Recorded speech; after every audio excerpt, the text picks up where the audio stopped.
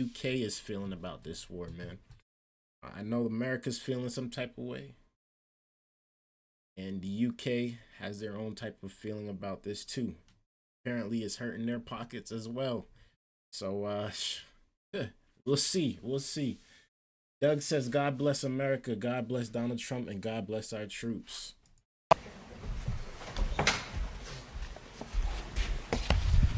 Good morning.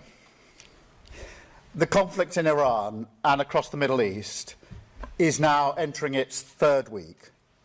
So I want to take a moment to set out how we're responding to this crisis and standing up for the British people. Our priority is always the national interest, and so we have been clear and consistent in our objectives throughout this conflict. First, we will protect our people in the region. Second, while taking the necessary action to defend ourselves and our allies, we will not be drawn into the wider war. And third, we will keep working towards a swift resolution that brings security and stability back to the region and stops the Iranian threat to its neighbours. Let me know more. Let me know more. I want to see an end to this war as quickly as possible, because the longer it goes on, the more dangerous the situation becomes, and the worse it is for the cost of living back here at home. Now, in recent days, I've visited community centres in England and Northern Ireland, and I know people are really worried about what this means for them. Andrew says Keir Starmer does not speak for most of us, the British people. It's good to know. That's good to know, though. And look, I grew up working class in the 1970s. So how is it I over remember there? how it Y'all feels liking him when like you're that struggling to make ends meet. It's a knot in your stomach every time the bills come through the door. And that's at the forefront of my mind in meeting this crisis. So in a moment, I'll set out what we're doing to help people with the cost of living. But let me first give you an update on what we're doing in the region. We continue to work around the clock to help our people in the Middle East. As of this morning, over 92,000 British nationals have returned to the UK on commercial and government charter flights. Now, that work continues, including to support British citizens in Lebanon. Our armed forces are working 24/7 to protect British lives and British interests and support our Gulf partners. We have thousands of servicemen and women in Cyprus and across the region. 3 squadrons of fighter jets working alongside counter-drone teams to intercept Iranian attacks. They are protecting our people, our bases, and our allies night and day. And I pay tribute to all of them. Trump is talking right now? We're also continuing our diplomatic response. The Foreign Secretary has been in the region in recent days. I'm in close contact with leaders from across the Gulf and Europe and beyond. I met Prime Minister Carney earlier this morning, and I'll be meeting President Zelensky soon, because it's vital that we continue to focus on supporting Ukraine. We cannot allow the war in the Gulf to turn into a windfall for Putin. Now, it's clear the US operation has massively weakened the military capability of the abhorrent regime in Iran. The question is, what comes next? When the fighting stops, we are going to need some sort of negotiated agreement to constrain the threat posed by Iran, to limit their ability to rebuild their nuclear program, to pose a ballistic missile threat and arm their proxy militias, and limit the threat that they can pose to international shipping, which is hitting global supplies of oil, of gas and fertilizer, which is pushing up prices here at home. Now, we've already acted alongside other countries to release emergency oil stocks at a level that is completely unprecedented. But ultimately, we have to reopen the Strait of Hormuz to ensure stability in the market. That is not a simple task. So we're working with all of our allies, including our European partners, to bring together a viable collective plan that can restore freedom of navigation in the region as quickly as possible and ease the economic impacts. Still, majority vote no. Because of the decisions that we have taken, about this war, the U.S. is not right about the British economy is better placed than it otherwise would have been to weather the storm. Since the election, we've built up our national resilience. We are delivering the biggest uplift in defence spending since the Cold War. We're investing in clean British power to boost our energy security and protect people working from volatile fossil fuel markets. And because we have brought stability back to our public finances, stability that I will never put at risk. If the U.S. distance themselves, or if the U.K. tries to distance themselves from the U.S., that'll give Russia the opportunity to swipe in, I believe. We are in a better position today than we were at the start of the Ukraine war 4 years ago. Should probably do that regardless. Now, back then, inflation was 5% and rising. They want to fight. We brought it down to 3% today. And this isn't just about dry economics. It's about values. We built this resilience for a reason, to give us the space to act, to support working people, and shelter our country from the shocks, the volatility that is buffeting our world. And we are acting. So this morning, I want to set out 5 steps that we're taking to tackle the cost of living.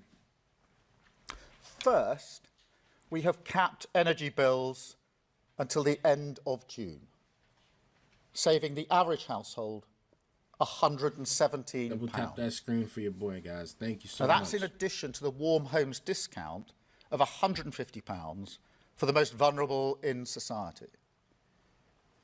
No matter what happens now in energy markets, in 3 weeks' time, your energy bills will be cut and then capped for the next 3 months. And I can announce today that we're giving a legal direction to the energy companies to ensure that every penny of the savings that we delivered through last year's budget is passed directly onto customers to keep bills as low as possible. In their pockets. Second, we have extended the cut in fuel duty until September. And we've introduced the cheap fuel finder, forcing petrol stations to publish their live prices to make it easier for drivers to choose the lowest price. Now, let me be really clear on this. Back in 2022, when prices spiked because of the conflict in Ukraine, I campaigned for a windfall tax on oil and gas companies. And we have raised it in government to ensure that companies can't profit from spikes in prices like these, and that money will go back into people's pockets. I simply will not allow companies to make huge profits from the hardship of working people. Well, this government was elected to stop that, and we will. That's also why we're going to support rural communities with the cost of heating oil. And this is point number 3. The CMA reported last week what every heating oil customer already knows. These are accounts of suppliers cancelling orders and jacking up prices. Now, that kind of conduct is completely unacceptable. So if the companies have broken the law, I'm from America, there will be legal action. And because it's clear this market is under-regulated, we're going to put that right to ensure customers get a better Just deal. getting the UK perspective on this war. But we won't just wait for that. I'm announcing immediate support for vulnerable heating oil customers today, providing £53 million for those households that are most exposed. Fourth, we are pushing ahead with our long-term plan to build Britain's energy security and independence, because otherwise we will continue to be subject to wild fluctuations in oil and gas prices. So the oil and gas is affecting the UK as well as it is affecting us in the United States. Let's be honest here. All right, I said this a couple of days ago, and I'll say it again. Man, I was enjoying the low gas prices we had about 3 weeks ago. I was enjoying it. I don't know about y'all, but I sure was enjoying it. And now, not so much. Be honest with you, not so much. It got me thinking twice about going to the pump. Like, dang, do I really need this gas right now?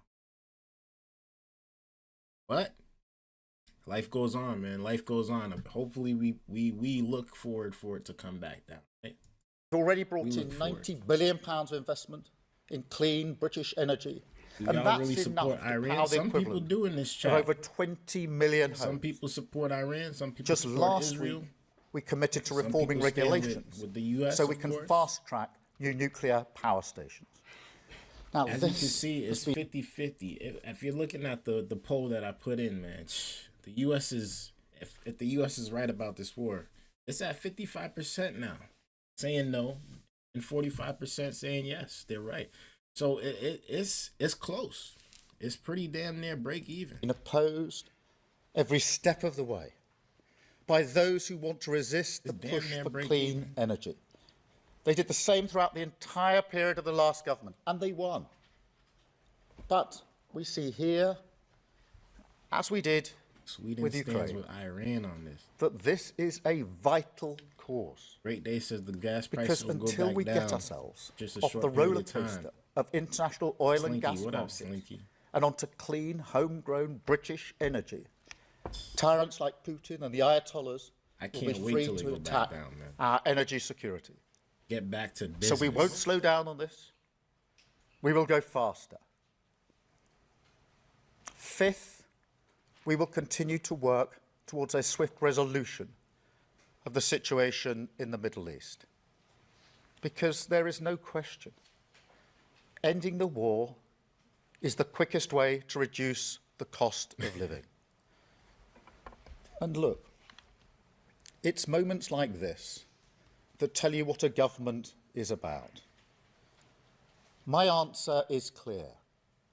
Whatever the challenges that lie ahead, this government will always support. They're saying we're the bad guys in this one too, MT. That is my first instinct, my first priority, to help you with the cost of living throughout this crisis.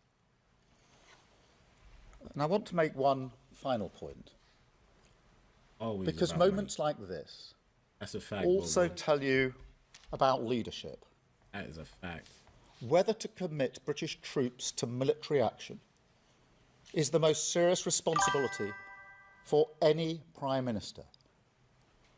I have been attacked by some Fascists will always be the for my decision not to join the offensive against Iran. But at every stage, I've stood by my principles. Principles which I held just as strongly when it came to debate about the Iraq War in 2003. Principles which I believe are shared by the British people, that our decision should be based on a calm, level-headed assessment of the British national interest. And that if we are to send our servicemen and women into harm's way, the very least they deserve is to know that they do so on a legal basis and with a proper, thought-through plan. Now, there are others who would have made a different decision 2 weeks ago. They would have rushed the UK headlong into this war without the full picture of what they're sending our forces into, and without a plan to get us out. That is not leading. Real close in the polls, man. It's Real following. Close. My leadership is about standing firm for the British interest, no matter the pressure.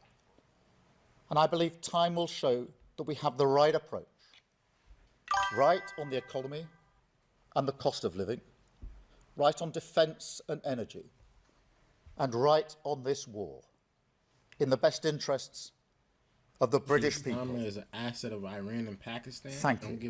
Don't give a mess about. And British now America. I will take some That's your leader. questions. That's their leader. And I think, They voted for him. Chris Mason, I'm starting with you. They voted for this man. Thank you, Prime Minister. Chris Mason, BBC News. Given the frequency of huge government interventions in recent years after the pandemic and the war in Ukraine, and where that's left the public finances, do you feel a constraint on whether you'd be able to offer any more support on the impacts of this war if it drags on? And if I may, you say the UK won't be drawn into the wider war, but you're willing to be part of what you described as a viable collective plan to keep the Straits of Hormuz open. What is the UK willing to do in specific terms? Well, the two are linked, as you'll appreciate straight away, Chris, because the Straits of Hormuz is obviously vital in relation to the price of energy and the impact that that's having on the cost of living. So these are not two distinct and discrete issues. And on the Straits, we've been discussing this with partners, including European partners, Gulf partners, and the US. And obviously, we need to look at the options. We've already got autonomous mine hunting systems in the regions. Thank you for We're the looking likes. at options and expertise, but working with our allies on that. In relation to the bigger picture, look, my instinct, my first priority is to protect people in relation to the cost of living. And that's why we put in measures that are already there, the capping of energy bills, and to be really clear, because I know people are worried about this, that is in place until the end of June. It's actually a cut. You're saying he's out of there because next. that's what we put in place at the budget, and then a cap and a fuel duty through to September. And the announcement today in relation to those that heat their homes through oil, which is a big issue in rural communities and a very big issue in places like Northern Ireland, putting that in place straight away. As to what might happen in 3 months or 6 months, I'm not going to stand here and pretend to you that we all know what the situation will be in the 3 or 6 months time. We don't. The best way through this is to de-escalate and reduce the conflict, because that is the simple, most effective way to deal with the cost of living, and that's where we're putting our So you're saying that the UK all of our people focus. But look, you heard what I said about my instinct, and obviously we'll always do whatever we can in relation to the cost of living for working people. Thank you, Chris. Robert, I think I'm coming to you next. Robert Beston, ITV. President Trump wants you to commit the Royal Navy now to keeping the Straits of Hormuz open. I think you're saying no to that. Is that right? And then, separately, you'll have seen the picture that ITV published of Epstein with Mandelson and the former Prince Andrew in their dressing gowns. Why I like business Why, people too, that in Jonathan Pearl's words, did you rush that help the appointment, given that Karen Pierce was prepared to stay for a few months, and that's what the US president wanted? Let me deal with the Straits of Hormuz, because obviously that's one of the pressing issues of the day. It's something I discussed with President Trump yesterday on the phone. There have been discussions going on in relation to a viable plan. We want to make sure that that involves as many partners as possible. That's been our stated objective here, particularly talking to European partners, inevitably talking to Gulf partners and to the US, because we need a credible, viable plan if we can. And as I said a moment ago, this is, to say the least, not easy. It is not straightforward, and therefore we have to make sure that we've got that credible plan in place. As to what the precise options are, as I say, mine hunting systems of ours are already in the region. We've already spoken about what we can do in relation to anti-drone capability. But this isn't just about what the UK can do. It's about how we play a part in bringing others together behind a viable plan. So that's where we're at the moment. Well, we're looking through the options. It is difficult, of course. It's difficult. There's no hiding that. But that's what we're working on in terms of a viable plan, because ultimately we need to get the Straits opened, otherwise the price of energy will remain very high for reasons that everybody understands. So it's part and parcel of what we're doing on the cost of living. In relation to Mandelson, look, the independent advisor has looked at the tail end of last week at the process we went through, and he said it was the proper process. Look, the process wasn't strong enough, and that's why last year I moved to strengthen the process, and we'll strengthen it again. My reflection is the process wasn't strong enough. The process was followed, but was the process strong enough? No, it wasn't. Now, I recognise that back in September, when the Bloomberg emails came to light, Can't listen to them it anymore. was then that I Makes you started the vocal. process of strengthening it, and Most will continue to corrupt do so. Prime Minister they Thank ever you, had. Robert. Beth, can I come to you? Yeah, thank you. Beth Rigby, Sky News. Prime Minister, people are worried sick at the I get prospect you. of their I energy get you, bills man. going up by How people be feeling about £300 their or more politicians, after man. June. The Conservative government They back in voted for 'em, 2022 capped bills for all voted for 'em. households through an energy price cap. It cost about £40 billion. You're not going to do this, are you? Can you just level with people You don't seem that that strong. wealthier households Yeah, are going to you have don't to seem that suck strong. some of this up? And on the Mandelson files, your National Security Advisor said the process was, quote, weirdly rushed. And Mandelson was appointed before developed vetting had been complete. You told MPs in the House of Commons that due process was followed. Is there a possibility that you have misled the House when you said that? Thank you. No, and the independent advisor looked at that very question, I think, on Thursday or Friday of last week, and answered it very robustly that the process had been followed. The process wasn't strong enough. And amongst the changes that I intend to put into place is the fact that you can't announce someone until the vetting is finished. It wasn't an individual decision in the Mandelson case, that was the process. Well, you only have to look at that in the light of the I've never been to the UK, so to I don't realise know that what that it's needs like over to there. change. But on due process, the process that was there was followed. I've heard good The things problem and was the bad. process wasn't strong enough. But ultimately, it Gotta was say my America mistake, is and nice. I have apologised for that, and quite right too. In relation to the wider point about energy bills, because I do know how worried people will be about this, and as I said, I've been to a number of community centres across the country where you can feel that, and I'm not surprised. We're not ruling anything out, but it is UK, that's very the- difficult to say at this that's juncture what the backwards. position will be in July, which backwards, is when the Green Day. current energy cap runs out, or what the position will be in September. And obviously our focus at the moment is de-escalating, dealing with the straits, and trying to find a way to limit the impact.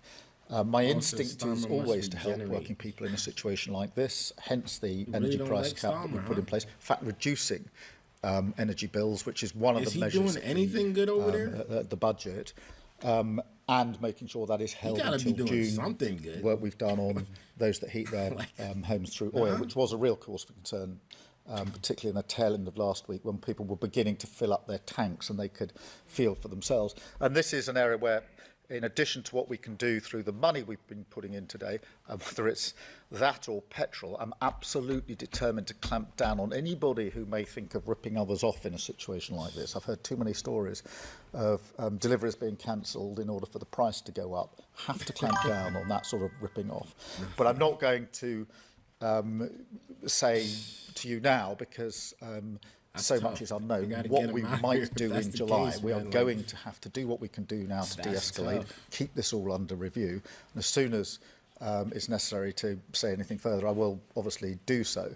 But it's simply not sensible to say that in a number of months' time, not bottom knowing of what the the situation barrel. will be, that the following will be ruled in or ruled Send out. So the that's the wealthy approach that we're people to taking. fight for Thank our- you, Beth. Can I go to Andy at Channel 5? Thank you, Prime Minister. Andy Bell, 5 News. So initially you said no to the President when he wanted to use UK bases for the first wave. It feels like now you're saying no again to sending certainly any kind of shipping to open up the Gulf. Are you basically saying to him, there is no military way of opening up the Straits of Hormuz, we have to go for de-escalation? And presumably you must be getting worried now that your relationship with the President is getting pretty frayed. Well, just Stephen to go through this in Bingham. order, I said no to get involved in the initial offensive action and getting drawn into the war. And I stand by that decision. as I said a moment ago, many people criticised me heavily for that decision and indicated that they would have rushed into the war, only, in my view, for them to backpedal a week or two later when they saw the consequences of what action they would have taken had they been Prime Minister. In relation to the defensive action, whether it's what we're doing in the region, have been doing since the few hours after the conflict started, or whether it's the use of our bases, that is in collective self-defence of our people in the region and our bases. The Strait of Hormuz is then a separate discussion, and it is a discussion. We're not at a point of decisions yet, and I want to really stress that. It is obviously a difficult question, that goes without saying, in relation to how you safeguard maritime traffic through the straits. Everybody knows the geography and the risks, but we are working and discussing that with the US, with Gulf partners and with the Europeans, and I discussed that yesterday with President Trump in the way we often discuss things. So that's where we're at on that. There are no decisions having been made. It'll have to be something which is agreed by as many partners as possible, is my strong view, and we're not at that stage yet, but we are working hard. I discussed it with President Trump yesterday in the way that you would expect between two allies and two leaders. And as soon as there's more to report, I will make sure that you have that. Thank you, Andy. I've got Chris Hope from GB News. Chris. Thank you, Prime Minister. GB News viewers are very, very worried about petrol prices, as you might understand. They don't understand why you won't open up oil and gas fields to try and bring down the cost, mitigate that against, of course, the dash to net zero. Why not open up those oil and gas fields? And just on the special relationship, if 1 is bad and 10 is good, how would you rank your special relationship right now with Donald Trump?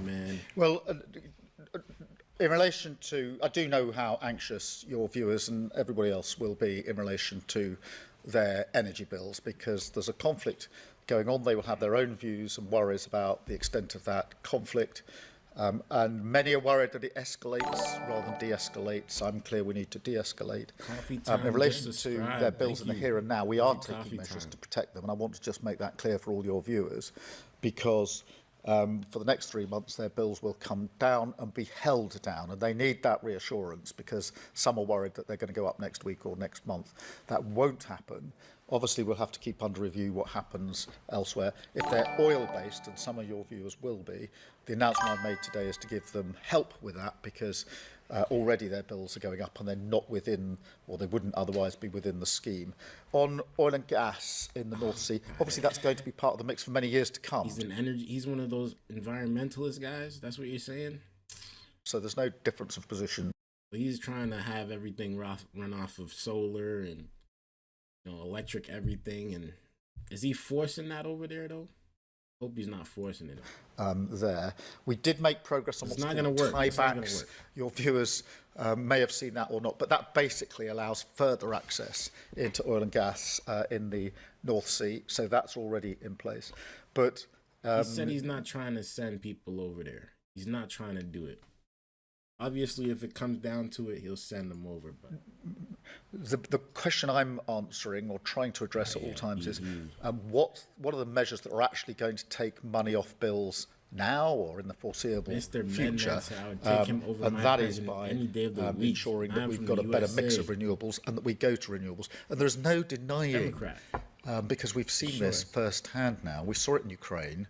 We saw it in the 12 Days War. We're seeing it again now. If you're on the international market for oil and gas, you're vulnerable to the price going up on the international market, because we, the UK, have little control over that. And our North Sea oil doesn't give us control over that, because we sell onto the market. What gives us control is renewables, our own homegrown energy, which is then more secure and more independent, which is why I think that we should go further and faster in relation to renewables. Let's get control of our own energy, so that whatever's happening on the world, we control what's happening in this country. And I think... Okay, I'll start doing that. We are cooked. My bad on that. For many people, they'd say, by whatever means you do it, get control of energy, so I don't have to keep worrying that my bills are going to go up and down. I want to get to that place as quickly as possible, Chris. Thank you very much. Oh, look, I mean, it's a good relationship. We had a good discussion yesterday about the Straits, as you would expect. We're strong allies, have been for decades. But it is for me to act in what I consider to be the best interests of Britain. And I have to... He says Trump is correct. Power hungry. A pedo. Goodness. Why isn't he in jail then? Why isn't he in jail? Spartacus says people are protesting every day against Keir Starmer to get rid of him. They're doing the same for that in Donald Trump over here in the United States too as well, Spartacus. Keep that uppermost in my mind. 5 more votes and we had 200 votes.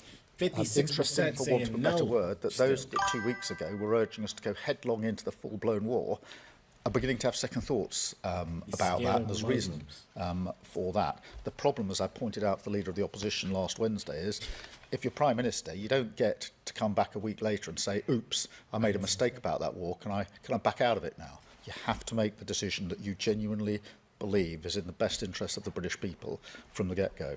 Thank you, Chris. I've got Matthew Gay. Matthew. Prime Minister. Matthew Gay, the Quid Squid Personal Finance. Life is about to get a lot more expensive for people in the UK due to what's going on abroad. He's not Food and petrol are already going up, and energy bills past the price cap could also be seeing an increase, which a lot of people can't afford. So the government likely have 2 options: either do some of the stuff that you've already mentioned and find ways to cut these bills, or get more money into people's pockets. So with regards to the latter, how is the government planning to help people? Yeah, well, thank you very much. And both are really important because we are taking measures to keep bills down, and that's why I can say that energy bills will be cut and capped for 3 months. But at the same time, we need to make sure more money goes into people's pockets. That's why we've done a lot of work on things like... Not in jail because he has complete control of our judicial system. He didn't have complete control when he was going through all those trials and tribulations. He only has it now. Truth is, he won. He won because of it. The minimum pay, to make sure that goes up, as it will go up in April, so people have got more money in their pockets. It's very important that we point out that wages are going up higher under this government than they went up under the first 10 years of the last government, because it will be a question of, for most people, how much am I getting in? I 100% agree with you. On a monthly 100%. Basis, and can I meet the bills I've got to pay on a monthly basis? And just to be clear, because I do think this is important, when I was growing up, we didn't have enough money in my house to pay our bills. So I know what that feels like, to be around the kitchen table really worried. And I do genuinely know that there are many people across the country who are having those conversations today, who are really worried about it. And that's why it's important that I reiterate that my instinct, my first priority, is to do whatever we can to protect them, whether that's cutting or holding bills, or whether it's making sure they've got more money in their pocket in the first place. Thank you so much. I've got Jason Groves, Daily Mail. That is so true. Jason. Bro. Thanks, Graham. Can I ask you a couple of questions about petrol? You've talked a bit about profiteering, but at the moment, obviously, the Treasury is getting a big windfall from VAT on petrol. Every 5p it goes up, they get another penny. Shouldn't you be giving that money back?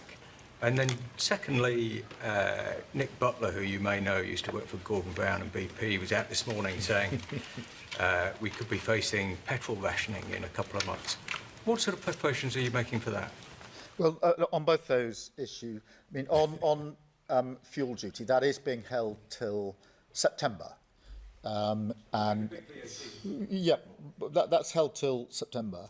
And I know people are urging me, what are you going to do after September? But that is 6 months away. There's obviously a lot of change that could happen in that period. And we need to keep the situation under review, and we will keep the situation under review. In relation to the supply of energy, obviously we're taking all necessary measures to make sure there is the right supply of energy. It's really important that we do so, and it will always be a mix of oil and gas and renewables. We're actually using more renewables now than we were in 2022, which is helping in relation to supply, but we'll keep that under constant review. Thank you, Jason. I've got Millie from The Independent. Thank you, Prime Minister. Millie Cook from The Independent. Pat McFadden this morning appeared to play down Trump's warning that the future of NATO would be very bad if we don't send warships to the Strait of Hormuz, describing it as rhetoric from the president. How concerned are you about the breakdown of the NATO alliance, and would you agree with Mr. McFadden that Trump's threats are just rhetoric? Well, firstly, we are working with others to come up with a credible plan for the Straits of Hormuz to ensure that we can reopen shipping and passage through the strait. Let me be clear, that won't be, and it's never been envisaged to be, a NATO mission. That'll have to be an alliance of partners, which is why we're working with partners both in Europe, in the Gulf, and with the US. It's important that we continue that. It is not straightforward, and you can see that historically when there have been other conflicts that have affected the straits. But I do think that working with others, including the US, is the way to go forward.